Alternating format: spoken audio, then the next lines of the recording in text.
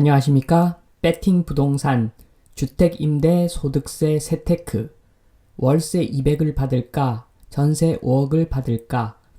진행하도록 하겠습니다. 우선 주택임대소득세 세테크를 검토하기 전에 주택임대소득세의 부과 방식에 대해서 살펴보겠습니다. 개인소득에는 종합과세와 분리과세가 있는데 종합과세는 이자, 배당, 사업, 근로, 연금, 기타 소득을 합산해서 과세를 하기 때문에 세율이 높아지는 그런 불이익이 있습니다. 그리고 분리과세는 기본적으로 양도퇴직에 해당하는데 양도면 양도, 퇴직이면 퇴직 요 한 항목으로 분리해서 과세를 하기 때문에 세율이 상대적으로 낮습니다. 한마디로 분리과세가 유리합니다. 예를 들어서 양도세의 경우에 부동산을 한 건만 1년에 한 건만 양도를 하면 양도세가 한 번만 발생을 하고 그 양도세만 가지고 세금을 매기고 끝이 나는 거죠. 만약에 양도를 2회 이상 했다 1년에 그러면 그 양도세만 합산해서 그 양도세 항목으로 과세를 한 다음에 끝나는 거죠.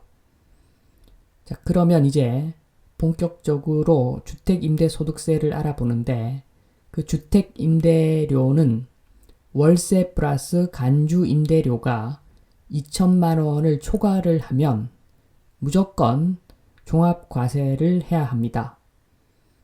반면에 주택임대료가 월세 플러스 간주임대료 2천만 원 이하이면 분리과세로 세금을 산정할 수도 있습니다. 그러니까 웬만하면 주택임대료가 2천만 원 이하이면 분리과세를 선택해서 세금을 냅니다. 이 종합과세는 2020년 1월 1일에서 2020년 12월 31일에 임대소득에 대해서 그 다음 해인 2021년 5월에 신고합니다. 주택임대소득세는 부부 합산 기준입니다. 참고로 종부세는 개인 합산, 주택임대소득세는 부부 합산, 양도세는 가구당 합산이죠. 자, 그리고 주택임대료를 굉장히 소액으로 받더라도 피부양자에서 건보료 지역가입으로 전환돼서 세금 폭탄을 맞는 그런 경우가 있는데 이것이 바로 건보료 지역가입 전환 이슈입니다. 이 부분을 체크를 하고 월세를 받아야 됩니다. 자, 그러면 주택임대료 기준이 그 2천만 원 기준이 월세 플러스 간주임대료라고 했는데 이 부분을 알아보겠습니다. 자, 1주택자는 공시가 9억 이상의 고가주택을 보유하고 있을 경우에 월세만 과세 대상이고 2주택자도 월세만 과세 대상입니다.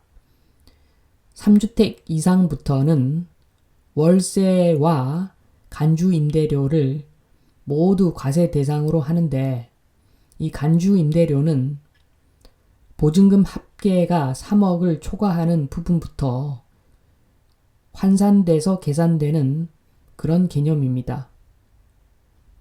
간주임대료를 한번 계산을 해보면 요즘 네이버에 간주임대료 계산해서 이렇게 입력을 하면 부동산 계산기에서 부동산 계산기라는 사이트가 나오는데 거기서 보증금만 입력하면 계산이 됩니다.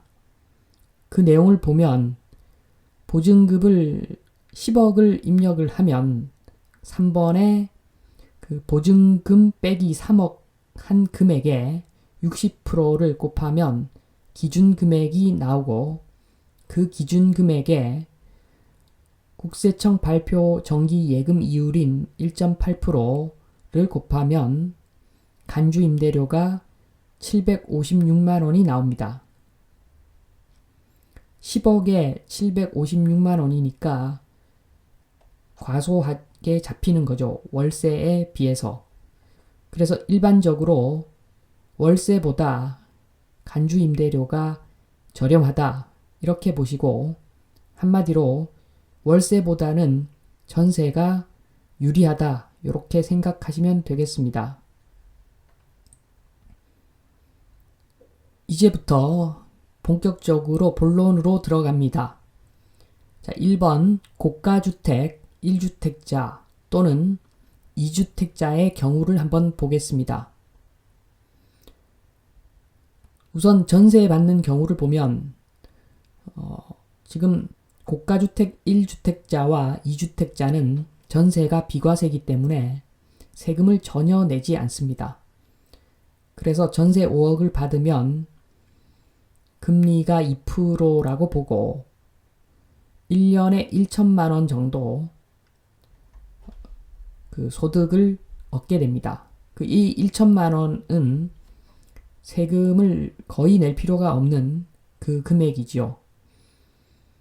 2번 월세 200을 한번 보면 과세 대상인데 200만 원 곱하기 12개월 하면 2,400만 원이 나옵니다. 여기서 그 기준경비율, 단순경비율, 그 다음에 그 단순경비율과 기준경비율을 적용하는 대상 금액에 대해서 잠시 알아보겠습니다. 이 표를 보면 제일 위에 보면 주거용 건물 임대업 해서 9억을 초과하는 주택 보시면 단순경비율이 37.4%, 기준경비율이 15.2%입니다. 그래서 단순경비율이 높은데 이 이야기는 단순경비율이 유리하다는 의미입니다. 경비율이라고 하는 것은 100원의 임대료를 받았을 때 그 중에 단순경비율이면 37.4%만큼 비용으로 인정을 해주니까 그만큼 세금을 덜 낸다는 것이지요. 그래서 단순경비율이 유리하다는 겁니다.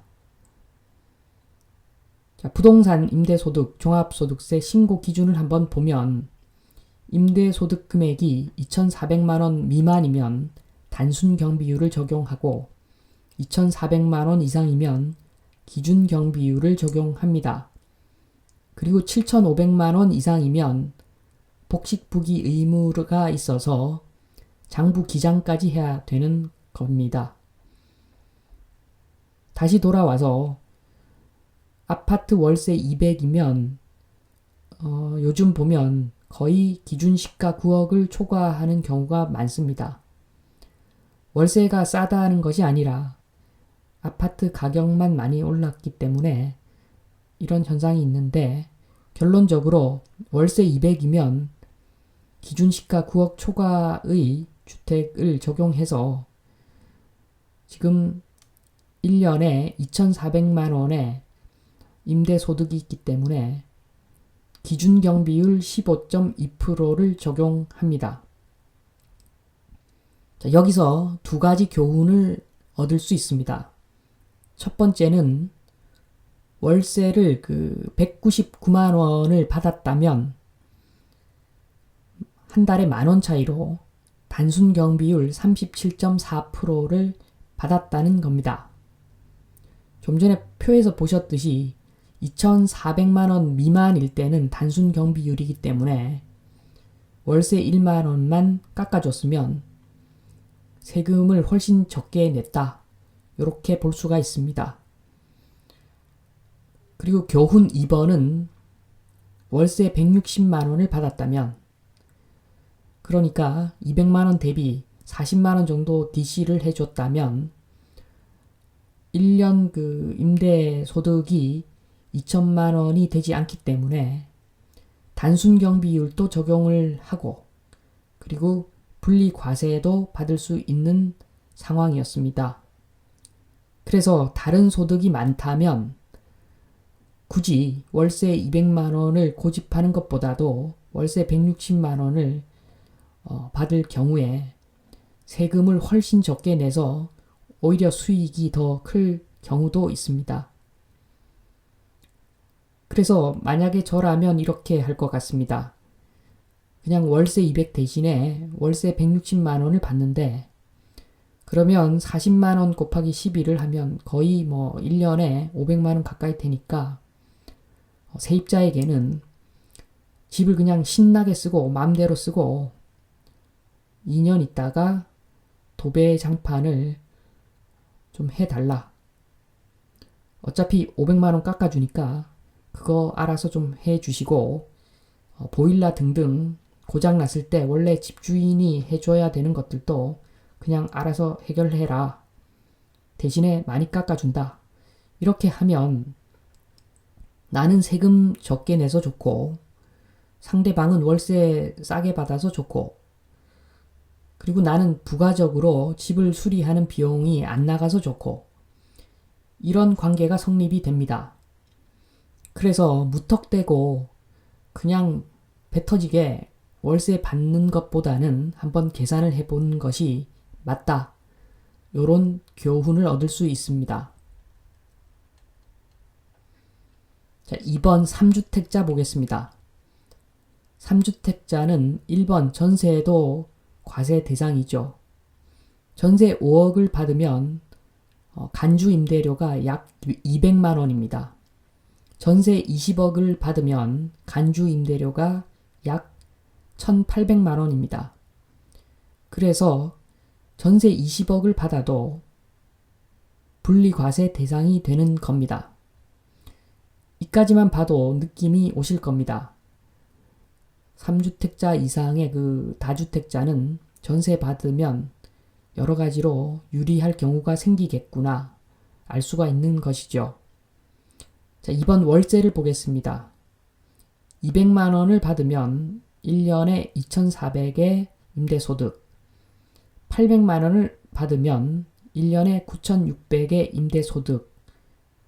그래서 월세 800만 원이면 1년에 9,600이기 때문에 복식부기로 장부 기장까지 해야 되는 귀찮은 상황이 발생합니다.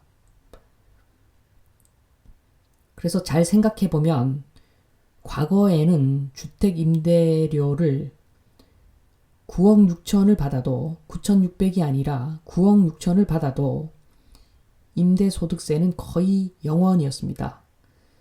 그러니까 형식적으로 내는 사람도 있고 조금만 아니면 아예 그냥 쌩까도 되었던 시기가 있었습니다. 그래서 그때는 그 주택으로 임대를 하면 소득이 일단 잡히지 않기 때문에 완벽한 머니가 생기는 겁니다. 내 마음대로 할 수 있는 돈이 생기는 그 9억 6천은 소득이 노출되는 20억 이상의 가치가 있는 것이라고 보여집니다. 왜냐하면 상가 등으로 임대소득을 올려도 20억 정도 올려도 그 소득이 노출되기 때문에 기본적으로 세금을 아주 많이 냅니다.